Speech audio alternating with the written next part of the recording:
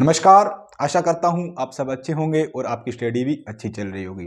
तो हमने journal science की सीरीज स्टार्ट कर रखी थी और उसमें हम फिजिक्स पढ़ रहे थे। फिजिक्स में जो हमारा टॉपिक चल रहा था वो हमारा फ्रिक्शन का चल रहा था। मेन टॉपिक बल था, उसमें हमने बल के टाइप्स देखे थे, फोर्स कितने टाइप के होते हैं। उसके बाद हमने फ्रिक्शन या घर्षण को डिस्कस किया था और जो हमने लास्ट क्लास में डिस्कस किया था वो था हमारा अपकेंद्रीय बल या अभिकेंद्रीय बल, जिसको हम सेंट्रीपिटल फोर्स या सेंट्रीफ्यूगल फोर्स बोलते हैं। तो उम्मीद करता हूं आपको वो समझ में आ रही होगी, क्लासें आपको पसंद आ रही होगी। तो ज्यादा से ज्यादा क्लासों को शेयर किया करो अपने फ्रेंड सर्किल में, भाई बंधु को, सबको। और उसी टॉपिक को हम कंटिन्यू करते हुए आज हम टॉपिक पढ़ेंगे, वो हमारा क्या है, गुरुत्वाकर्षण केंद्र या सेंटर ऑफ ग्रेविटी। मतलब हमारा टॉपिक है गुरुत्व केंद्र या सेंटर ऑफ ग्रेविटी। तो आज उस टॉपिक की आप पहले हेडिंग डाल लो, क्या पढ़ने वाले हैं। हमारा टॉपिक रहेगा क्या, कौन सा रहेगा, सेंट्रल ऑफ ग्रेविटी या गुरुत्व केंद्र। तो सेंट्रल ऑफ ग्रेविटी क्या होता है? सेंट्रल का मतलब क्या होता है? कोई बिंदु, बीच का बिंदु, मतलब किसी चीज का सेंटर होना। जैसे एक सर्किल होता है, मैंने इस पे लिख दिया है, आप इसको उतारना, फिर मैं सही से समझाऊंगा। जैसे ये सेंटर है, ये सर्किल है, इसका कोई एक सेंटर है, बीच का बिंदु है, ठीक है। तो ये क्या है, एक इसका सर्किल का सेंटर हो गया। और सेंटर ऑफ ग्रेविटी, ग्रेविटी मतलब गुरुत्वाकर्षण। जो हमने पढ़ा था ग्रेविटेशनल फोर्स क्या होता है, गुरुत्वाकर्षण, जिसके कारण हम सब लोग टिके हुए हैं, सब ब्रह्मांड पूरा उसी के कारण चल रहा है। कोई भी पिंड या कोई भी वस्तु एक दूसरे को अपनी ओर अट्रैक्टिव कर रही है या आकर्षित कर रही है, वो किसके कारण हो रहा है? ग्रेविटेशनल फोर्स लग रहा है। जैसे मैं अभी खड़ा हूं, हो सकता है मैं उड़ जाऊं, अगर क्यों, यहाँ अगर गुरुत्वाकर्षण बल ना हो, अगर पृथ्वी का गुरुत्वाकर्षण बल नहीं होगा तो क्या मैं पृथ्वी पे टिक पाऊंगा? क्या मैं इस जमीन पे रुक पाऊंगा? नहीं। हो सकता है मैं भी ब्रह्मांड में कहीं ना कहीं घूमता फिरता या उड़ता हूं।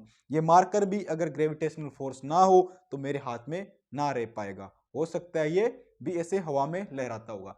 आपने बहुत सारी मूवी या ऐसे कुछ सीन देखे होंगे जिसमें जो साइंटिस्ट होते हैं, वैज्ञानिक होते हैं, वो किसी रॉकेट या विमान के अंदर ऊपर जाते हैं और वहां रिसर्च करते हैं। तो वो क्या होते हैं, उस रॉकेट के अंदर या उस विमान के अंदर होते हैं, तो वो ऐसे हवा में उड़ते रहते हैं। एक उनका एक अलग से पैरासूट पहना होता है, एक अलग से इनकी ड्रेस सी होती है, उसमें फुली पैक्ड रहते हैं और ऐसे उसमें विमान के अंदर ही, रॉकेट के अंदर ऐसे उड़ते से रहते हैं, क्योंकि वो नीचे नहीं चल पाते, क्योंकि वहां उनके अपने अकॉर्डिंग, जहाँ जैसे हमारी बॉडी हैप्चुअल है उसके अकॉर्डिंग वहां ग्रेविटेशनल फोर्स नहीं होता है, वहां गुरुत्वाकर्षण बल नहीं होता है, तो वो वहां उसमें चल नहीं पाते, वो ऐसे हवा में हर टाइम लहराते रहते हैं, ऐसे उड़ते रहते हैं। तो उसी कारण होता है, जैसे हमें यहाँ हमारा ग्रेविटेशनल फोर्स कितना है, 9.8 है, तो उसी कारण हम यहाँ चल पाते हैं।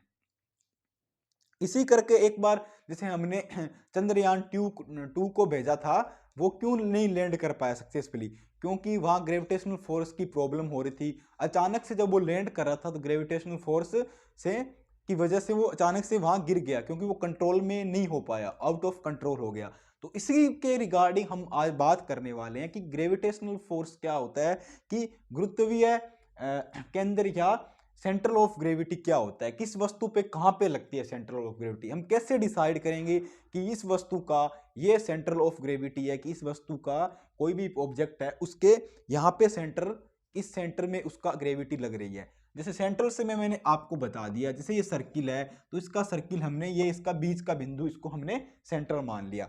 अब इसकी ग्रेविटी, ग्रेविटेशनल की बात करें तो मान लो इसका सारा ग्रेविटेशनल इस पॉइंट पे लग रहा है, ठीक है, इस पॉइंट पे लग रहा है, यहाँ पे इकट्ठा हो रहा है। तो यहाँ पे इकट्ठा हो रहा है पूरा ग्रेविटेशनल, तो वो कहाँ कहाँ इसको इसको कहाँ की ओर धकेलेगा? नीचे की ओर धकेलेगा। तो वो किसकी वजह से हो रहा है? ग्रेविटेशनल फोर्स की वजह से हो रहा है। जैसे मैंने यहाँ पे कुछ लिख रखे हैं, ऑब्जेक्ट लिख रखे हैं, जैसे वस्तु, और यहाँ पे उसके गुरुत्वीय केंद्र की स्थिति, ठीक है। पहले आपको इनको उतारना है। अगर आप अपने हैंड रिटन नोट्स बना रहे हैं तो जरूर बनाएं, ना बनाने नहीं बना रहे हैं तो पीछे की क्लासों में को देख के क्लास देखना स्टार्ट करें और वहां से अपने हैंड रिटन नोट्स बनाना शुरू करें, क्योंकि हम जर्नल साइंस पढ़ रहे हैं और ये बहुत इंपॉर्टेंट है। फिजिक्स, केमिस्ट्री, बायो, हर एक टॉपिक डिस्कस करेंगे। एएलपी जो कि हमारा लोको पायलट है रेलवे, उसमें वैकेंसी स्टार्ट होगी, तो उसमें भी ये पूरा एक सब्जेक्ट है बहुत, ये आपका सिलेक्शन का फैक्टर डिसाइड करेगा, क्योंकि CBT 1 और CBT 2 दोनों में ही जनरल साइंस आने वाली है। तो हम ज्यादा इसका कॉन्सेप्ट रखेंगे समझने से, ना कि लिखने पे। लिखा हुआ तो बहुत सारी बुक किताबों में लिखा पड़ा है, बहुत सारे ग्रंथ लिखे पड़े हैं, हमारा मेन मोटिव क्या रहेगा, समझने का।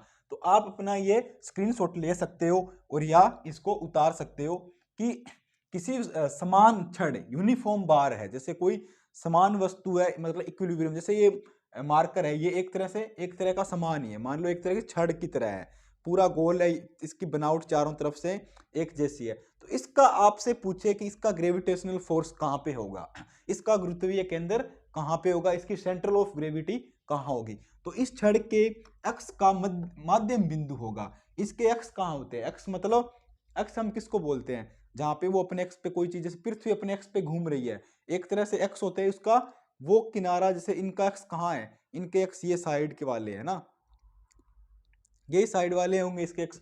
तो इसका ग्रेविटी सेंट्रल ऑफ ग्रेविटी कहाँ होगी, समान छड़ या यूनिफॉर्म बार की छड़ के एक्स का माध्यम बिंदु होगा। जैसे यहाँ पे इसके बीच का, जैसे ये मार्कर है, इसकी बनावट देखो आपने, इसके एक पॉइंट लगाया हुआ है, इसके बीच में एक सर्किल सा बनाया हुआ है, ये इसका क्या होगा, मध्यम बिंदु होगा। अगर आपसे कोई पूछ रहे एग्जाम में, ऐसा सीधा क्वेश्चन आ जाए, त्रिभुजाकार आकृति का उसका सेंट्रल ऑफ ग्रेविटी बताओ, उसमें 4 ऑप्शन दिया हुआ आपको कि विकर्णों का कटान बिंदु, वर्तकार का केंद्र, माध्यमिकों का कटान बिंदु, छड़ के एक्स का माध्यम। तो आपको पता होगा कि अगर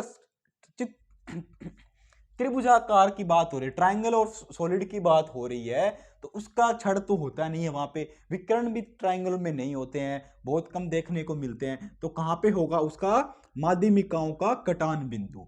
अगर आपसे पूछे त्रिभुजाकार ट्राइंगल सॉलिड का क्या होगा सेंट्रल ऑफ ग्रेविटी, तो माध्यमिकाओं का कटान बिंदु होगा। नेक्स्ट की बात करें, वर्ताकार या आयताकार, स्क्वायर या रेक्टेंगुलर कोई ऑब्जेक्ट है अपने पास, उसका आपसे पूछे सेंट्रल ऑफ ग्रेविटी क्या रहने वाली है, तो उसकी सेंट्रल ऑफ ग्रेविटी कहाँ रहेगी, उसके विकर्णों का कटान बिंदु। जैसे ये स्क्वायर है, तो इसका अपन विकर्ण कैसे बनाएंगे, इसकी सेंट्रल ऑफ ग्रेविटी कैसे निकालेंगे, इसके विकर्ण यही तो होते हैं, ये इसके 2 विकर्ण होंगे, तो इनका कटान बिंदु, मतलब कटान बिंदु का मतलब होता है कि वो दोनों विकर्ण आपस में एक दूसरे को कहां पे काट रहे हैं, एक दूसरे पे कहां पे मिल रहे हैं, कहां पे कट कर रहे हैं, वो उसका क्या होगा, कटान बिंदु। जैसे इनका कटान बिंदु ये पॉइंट डी है मान लो, तो ये इनका क्या होगा, सेंट्रल ऑफ ग्रेविटी होगा।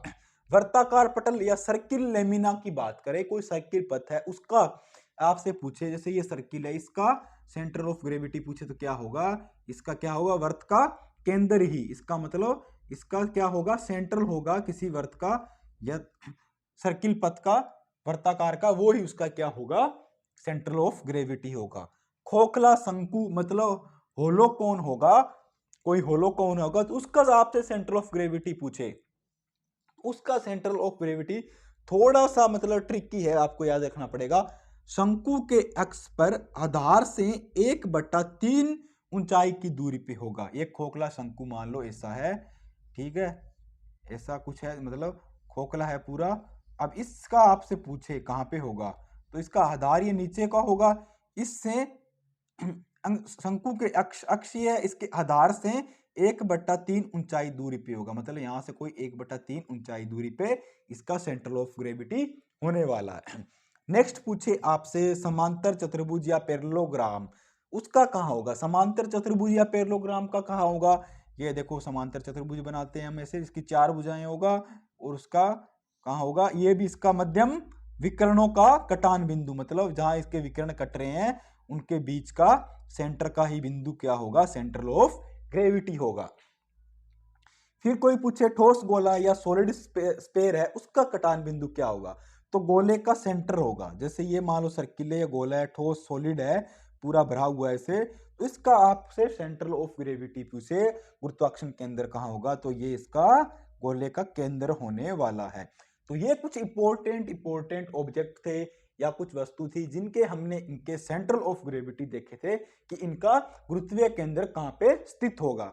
तो आप इनको जरूर नोट करें अपनी नोटबुक में, क्योंकि बहुत सारे एग्जाम में होते हैं, उसमें डायरेक्ट एक क्वेश्चन आ जाता है 1 नंबर का और पूछ लिया जाता है कि किसी वस्तु का, जैसे आपको दे दिया कि वर्ताकार पटल जैसे सर्कुलर लेमिना का सेंटर ऑफ ग्रेविटी क्या होगा, जिससे आप उसको आसानी से समझ जाओगे। अगर कोई सर्किल है या अगर कोई गोल ऑब्जेक्ट है, उसका हम क्या करते हैं, सर्किल का सेंटर ऑफ ग्रेविटी हमें पता लग जाता है कि उसका केंद्र होता है। बट अगर आपसे पूछ ले अगर त्रिभुजाकार ट्राइंगल सॉलिड है उसका क्या होगा, तो उसमें आपको थोड़ा सोचना पड़ता है। उसकी जो मध्यम इकाई होती है उनका कटान बिंदु होता है, या फिर किसी रेक्टेंगुलर या स्क्वायर का पूछे तो उसमें आपको थोड़ा दिमाग लगाना पड़ेगा। घबराना या पैनिक होने की कोई भी जरूरत नहीं है। उसमें क्या होगा, आपका सेंटर ऑफ ग्रेविटी, उसके जो विकर्ण होंगे जो काटते हैं एक दूसरे को, वो उसके क्या होंगे, सेंटर ऑफ ग्रेविटी होंगे। तो आप इनको लिख लो और नोट कर सकते हो। अब हम आगे की ओर बढ़ते हैं, स्क्रीनशॉट ले लो। नेक्स्ट बात करें कि सेंटर ऑफ ग्रेविटी कैसे डिसाइड होगा।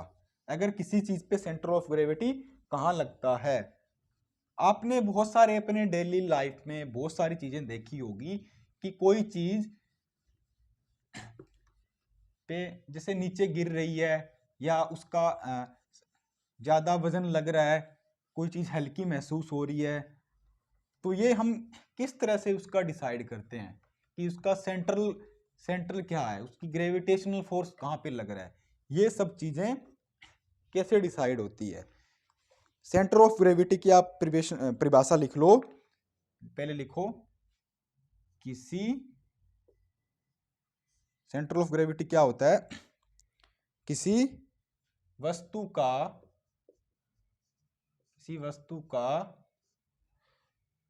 का गुरुत्व केंद्र,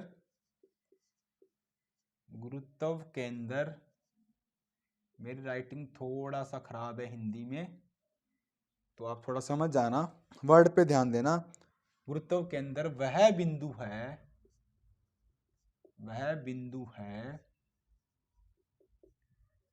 बिंदु है जहां वस्तु का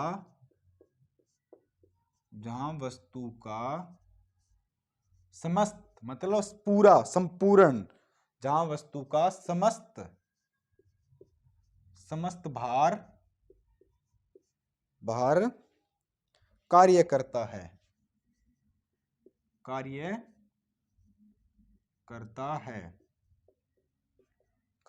है, वस्तु चाहे जिस स्थिति में रखी हो,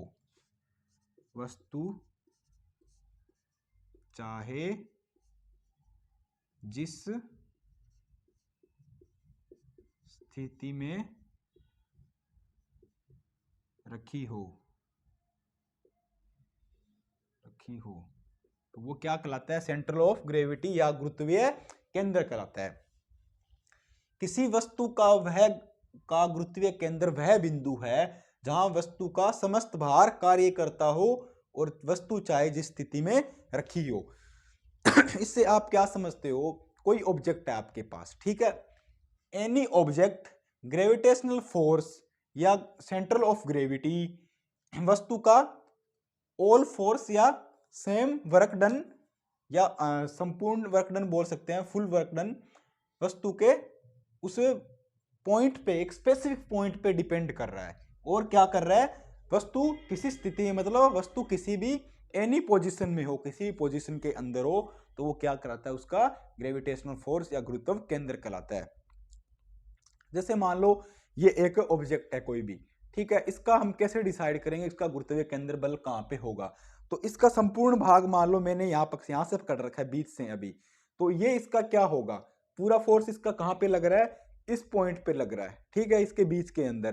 तो ये इसका क्या हो जाएगा, एक मैं अगर यहाँ छोड़ूंगा तो ये कहीं ना कहीं गिरेगा, दूसरी तरफ नीचे की तरफ भागेगा, तो ये इस वस्तु का क्या हो जाएगा, समस्त भार यहाँ लग रहा है, तो ये उसका क्या है, ग्रेविटेशनल सेंटर ऑफ ग्रेविटेशनल या गुरुत्वीय केंद्र हो जाएगा।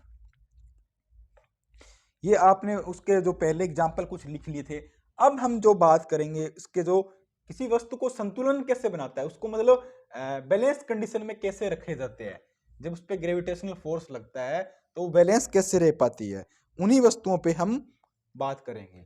और ग्रेविटेशनल फोर्स होता है किसी ऑब्जेक्ट का, वो कहाँ किस तरफ उसको डिसाइड करता है, उसको हमेशा नीचे की ओर डिसाइड करता है, नीचे की ओर लगता है, ठीक है।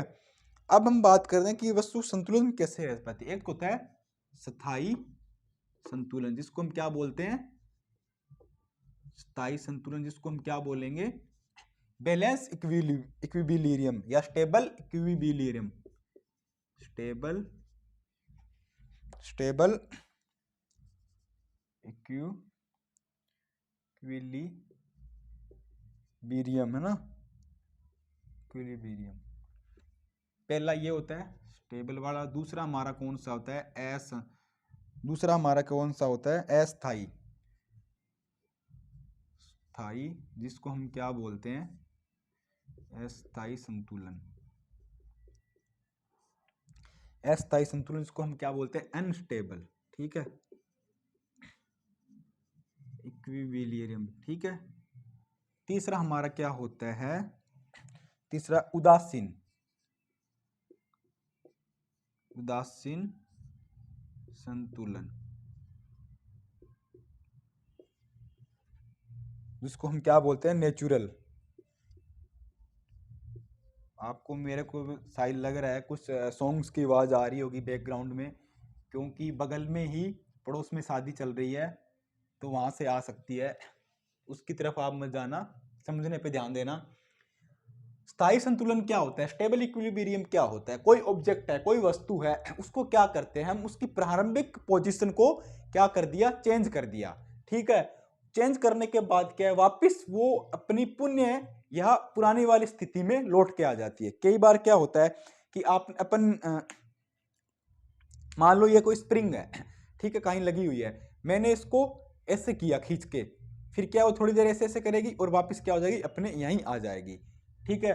तो ये कौन सी पोजीशन में हो गई, मान लो कोई ऑब्जेक्ट है ये, ठीक है, ये ऐसे रखा हुआ है, आप थोड़ा ध्यान से समझना, ये ऑब्जेक्ट है, कोई वस्तु है, इसको ऐसे रखा, मैंने इसको कोई फोर्स दिया है, बल लगाया, ठीक है, मैंने इसको धक्का दिया, धक्का देने पे क्या होगा, ये इस तरफ झुकी ऐसे, ठीक है, ऐसे झुकी, झुकने के बाद क्या हुआ, 2 मिनट के बाद वापस ऐसे इस तरफ आई, वापस क्या हुआ, वापस से अपनी पहले वाली स्थिति में आ गई। तो ये क्या है, स्थायी संतुलन या स्टेबल इक्विलिब्रियम है, स्टेबल इक्विलिब्रियम है या स्थायी संतुलन है। किसी वस्तु को आप लिखो, किसी वस्तु को उसकी संतुलन अवस्था से थोड़ा सा विस्थापित करके छोड़ने पर यदि वस्तु पुनः अपनी संतुलन अवस्था प्राप्त कर ले तो उसको हम क्या बोलते हैं, स्थायी संतुलन बोलते हैं। दोबारा से बोलता हूं, आप लिखना, किसी वस्तु को उसकी प्रारंभिक स्थिति से थोड़ा सा विस्थापित करके छोड़ने पर वह पुनः अपनी प्रारंभिक स्थिति को प्राप्त कर ले तो उसको क्या बोलेंगे, स्थायी संतुलन या स्टेबल इक्विलिब्रियम बोलेंगे। दूसरा क्या है जो पढ़ेंगे, अस्थायी संतुलन या अनस्टेबल इक्विलिब्रियम क्या होता है। उसके अंदर क्या होता है कि किसी वस्तु को उसकी प्रारंभिक स्थिति से थोड़ा सा विस्थापित करने पर अगर वह अपनी प्रारंभिक स्थिति को पुनः नहीं प्राप्त करती है, उसकी प्रारंभिक स्थिति में वापस से नहीं आती है, तो उसको हम क्या बोलेंगे, अस्थायी संतुलन। जैसे मैंने आपको, ये कोई ऑब्जेक्ट है, इसको धक्का दिया और ये यहां से ऐसे ही रह गया, वापस नहीं आ रही है, ठीक है, तो उसको क्या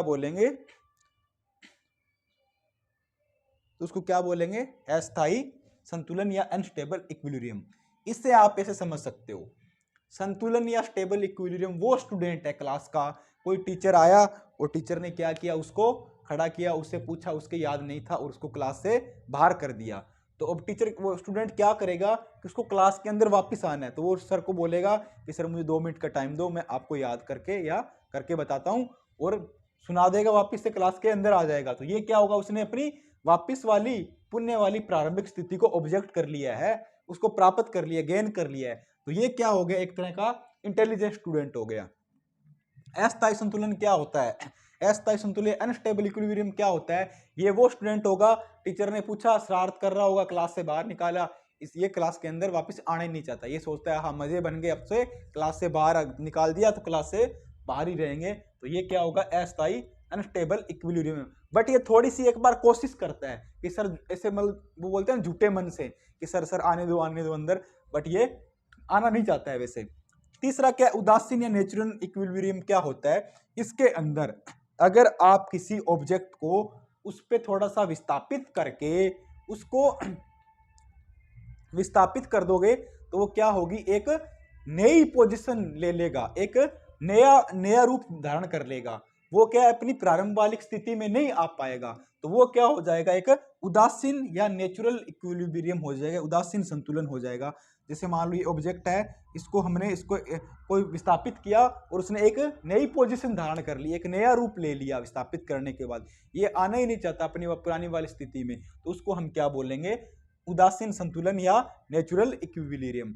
ये मतलब क्लास का वो स्टूडेंट है जो चाह ही रहा था कि सर मुझे एक बार क्लास से बाहर निकाले, उसके बाद मैं सर को बोलूंगा भी नहीं और मुड़ के पीछे भी नहीं देखूंगा, बैग उठाऊंगा और बाहर कैंटीन में चला जाऊंगा। तो ये आप इस तरह ऐसे समझ सकते हो, ये इंटेलिजेंट स्टूडेंट, ये थोड़ा दिखावा करने वाला स्टूडेंट, और ये वो स्टूडेंट जो चाह रहा है कि मुझे एक बार क्लास से बाहर निकाल दे। अब मैं आपको इसके कुछ एग्जाम्पल बताता हूँ। वस्तु का सेंटर ऑफ ग्रेविटी होती है किसी ऑब्जेक्ट का, किसी वस्तु का, वो कहाँ होता है, ज्यादा से ज्यादा किस तरफ लगता है, हमेशा ज्यादा से ज्यादा वो नीचे की तरफ ही लगता है। ठीक है, पहली चीज ये। दूसरा क्या होता है कि हम पहाड़ों पे चढ़ते हैं ना, अगर हम पहाड़ों पे चढ़ता है कोई व्यक्ति तो क्या थोड़ा आगे की ओर झुक के चढ़ता है, ऐसे आगे की ओर झुकता है। तो ऐसा क्यों होता है, ऐसा इसलिए होता है कि जब सेंटर ऑफ ग्रेविटी होता है ना, वो क्या होता है, जब हमारा बल एक फोर्स काम कर रहा होता है ना उस पे, तो वो क्या होता है कि उस वस्तु का वो आधार होता है, बेस होता है, उससे होके गुजरता है। तो क्योंकि जो हमारा बल होता है ना वो पूरे शरीर का पैरों से होकर गुजरता है, तब हम क्या पैरों की बल थोड़ा झुक के पहाड़ों पे चढ़ते हैं। तो बहुत सारे स्टूडेंट के मन में यही होता है कि पीसा से झुकी हुई मीनार है, थोड़ी सी पीसा से झुकी हुई मीनार है, वो गिरती क्यों नहीं, वो तो झुकी हुई है। पर उस पे जो सेंटर ऑफ ग्रेविटी काम कर रही है, जो इस पे बल लग रहा है सेंटर ऑफ ग्रेविटी का, वो क्या हो रहा है, वो क्या हो रहा है, इसके ऑब्जेक्ट का जो इसका बेस है, इसके सेंटर से होके गुजर रही है। तो ये संतुलन अवस्था में, ये गिरती नहीं है। ये किसके एग्जाम्पल है, ग्रेविटेशनल फोर्स के या सेंटर ऑफ ग्रेविटी के एग्जाम्पल है, जिसको हम गुरुत्वीय केंद्र बोलते हैं, क्योंकि ये उसके बेस के केंद्र से होके ये फोर्स निकल रहा है, तब नहीं गिरती। तब हम पहाड़ों पर चढ़ते हैं तो आगे की ओर झुकते हैं। ये सभी इसी के एग्जाम्पल है। तो उम्मीद करता हूं जो मैंने आप आज को बताए हैं, जो हम सेंटर ऑफ ग्रेविटी या गुरुत्वीय केंद्र के बारे में, आपको समझ आया होगा। क्योंकि हमारा मेन मोटिव क्या है, लिखना कम है, समझना ज़्यादा है, जिससे हम ज़्यादा से ज़्यादा कॉन्सेप्चुअल चीज़ें समझ पाए और एग्जाम में सोल्व कर पाएँ। जो भी कैंडिडेट ये क्लास देख रहे हैं, 9th 10th वाले, 11th 12th वाले, स्कूल कॉलेज वाले या कंपटीशन एग्जाम वाले, सबके लिए इंपॉर्टेंट होने वाली है। और ये जर्नल साइंस ऐसा है कि हर एग्जाम या हर कंपटीशन में आती है। तो ज़्यादा से ज़्यादा वीडियो को शेयर किया करो। और अपना टेलीग्राम चैनल भी बन गया है जिसका नाम भविष्य एजुकेशन, तो उस पर भी आप हमें ज्वाइन कर सकते हो। उस पर आपको एग्जाम से संबंधी और जॉब से रिगार्डिंग नोटिफिकेशन, PDF ये सब मिल जाएगा, और क्लास के टाइमिंग, क्लास आएगी वो भी सब मिल जाएगा। तो उसका लिंक डिस्क्रिप्शन में मिल जाएगा इस वीडियो के, तो वहां से आप उसको ज्वाइन कर सकते हो। तो मिलते हैं कल वाली एक नेक्स्ट क्लास के साथ। जय हिंद, धन्यवाद।